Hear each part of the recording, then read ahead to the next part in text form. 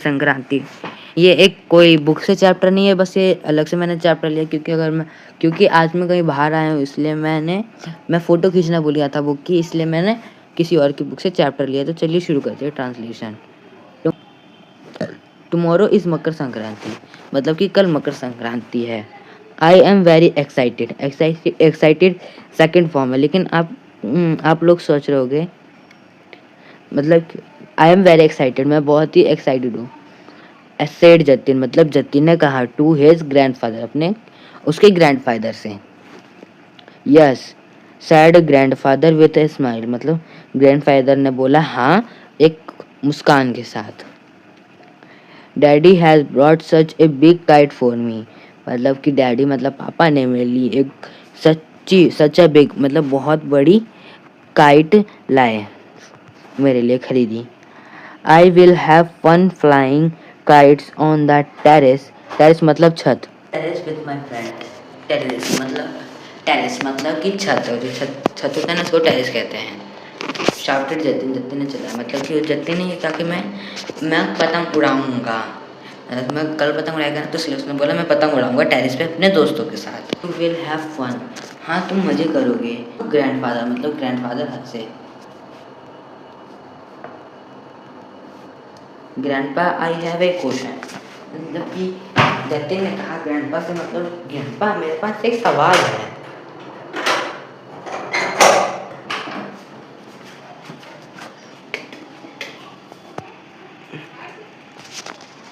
Why do we fly kite on Makar Sankranti? Asked Jatin, मतलब जतिन ने पूछा कि हम मकर संक्रांति को पतंग क्यों उड़ाते हैं।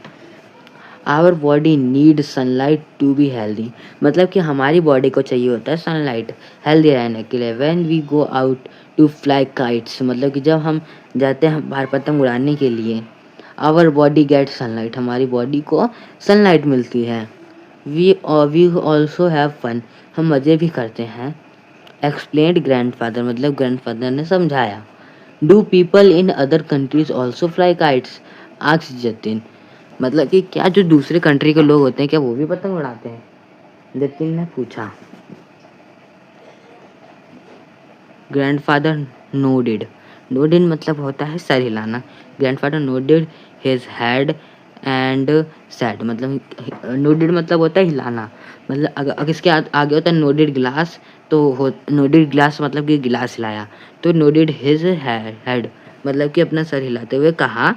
इन China on New Year's day people show respect to the dragon by flying dragon kites, मतलब कि चाइना में न्यू ईयर को वहाँ के लोग ड्रैगन को रिस्पेक्ट देने के लिए वहाँ पे उस दिन ड्रैगन काइट उड़ाते हैं।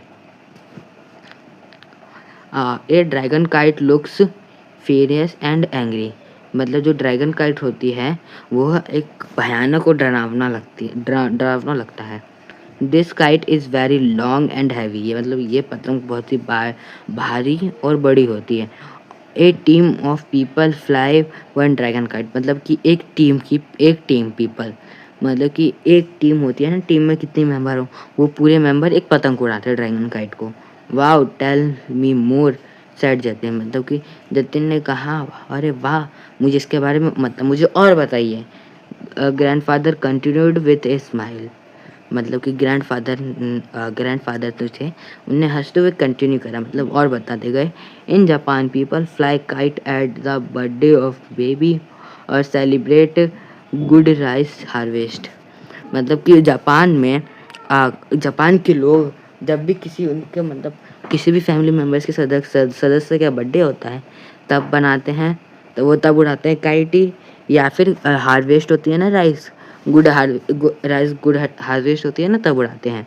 Many Japanese kite have picture of cranes, मतलब कि मैंने जो होते हैं ना जापान के लोग उनके फ्लाई बताऊँ वो काइट बताऊँ कैसे होते हैं, क्रेन्स के आकार की क्रेन्स होते हैं ना जो बड़े बड़े ईंटों पत्थर को हटाते हैं उसे वैसे।